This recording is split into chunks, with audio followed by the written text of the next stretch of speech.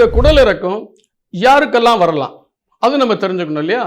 இது பிறந்த சின்ன குழந்தைகளுக்கும் வரலாம், பெரியவங்களுக்கும் வரலாம். சின்ன குழந்தைங்களுக்கு வரும்போது அதை நம்ம கன்ஜெனிட்டல் ஹெர்னியாஸ் அப்படின்னு சொல்றோம்.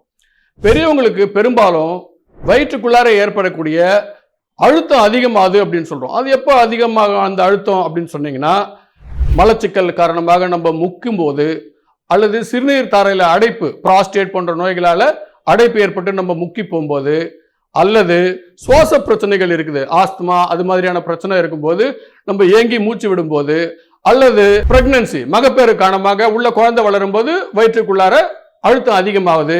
இந்த மாதிரி வயிற்றுக்குள்ள அதிகமான அழுத்தம் ஏற்படக்கூடிய காரணங்களாலையும் நம்மளுடைய வயிற்றுடைய தசை சுவர்கள் ரொம்ப தளர்வா இருக்கிறதுனாலையும், சரியான ஊட்டச்சத்து இல்லாமல் இருந்தாலோ அல்லது அதிகமான கொழுப்பு சேர்ந்த தசையா இருந்தாலோ இந்த ஹெர்னியா வரதுக்கு அதிகமான வாய்ப்பு இருக்கு.